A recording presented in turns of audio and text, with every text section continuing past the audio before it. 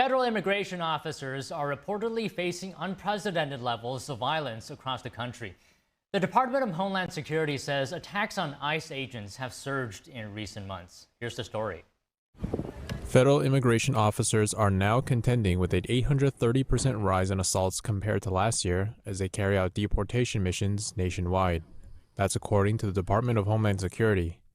DHS officials blame increasingly hostile rhetoric from politicians and media for the spike in violence. Last week, ICE officers serving criminal warrants at illegal marijuana grows in Southern California faced violent opposition from demonstrators. One suspect allegedly opened fire during the raid. In addition to detaining over 300 illegal immigrants during that raid, federal officers say they rescued at least 14 migrant children from suspected child labor and trafficking. A California State University professor was arrested for allegedly attacking officers with tear gas. In Portland, the DHS says that ICE personnel and their families have been doxxed and threatened by Antifa-linked groups. In Texas, agents arrested former Marine reservist Benjamin Song for his alleged role in a 4th of July ambush that left a local officer shot in the neck. Court records suggest that attack was coordinated through encrypted chats. Authorities say they found anti-government propaganda at an apartment tied to one of the suspects. 10 suspects are now facing federal charges. In Los Angeles, the Pentagon has begun withdrawing half of the 4,000 National Guard troops deployed there. In an email to the Epoch Times, Chief Pentagon spokesman Sean Parnell said the lawlessness in Los Angeles has been subsiding thanks to the presence of federal troops. LA Mayor Karen Bass argues the troop reduction is a result of public pressure through peaceful protests and legal battles against federal immigration actions. Bass and California Governor Gavin Newsom have both argued the deployment was unlawful and politically motivated. A federal court is set to hear arguments on whether the use of troops violates federal law. Meanwhile, the Pentagon says around 2,000 National Guardsmen will remain in the city. The Department of Education opened an investigation into the University of Michigan yesterday.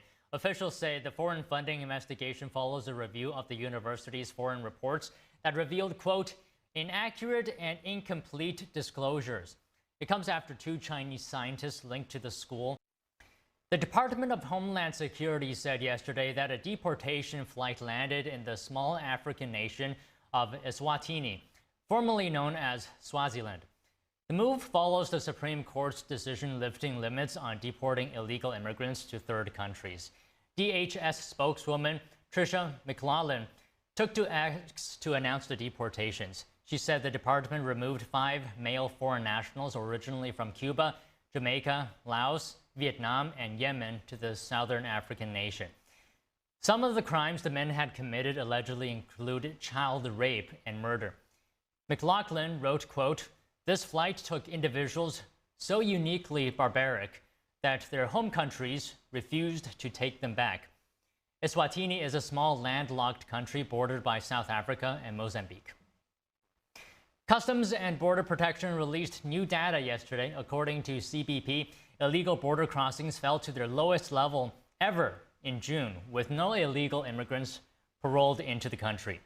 Data showed there were about 25,000 total encounters nationwide in June. That's down from 29,000 the previous month. CBP said the drop marks the lowest monthly total ever recorded. Border Patrol apprehensions nationwide also dropped to a historic low.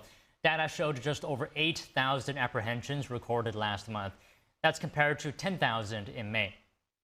CBP recorded its lowest single-day apprehension total on June 28th with just 136. For the second consecutive month, the agency reported 0 illegal immigrant releases along the southwest border.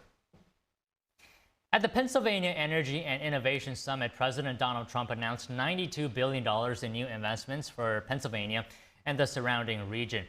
The funds are aimed at boosting artificial intelligence,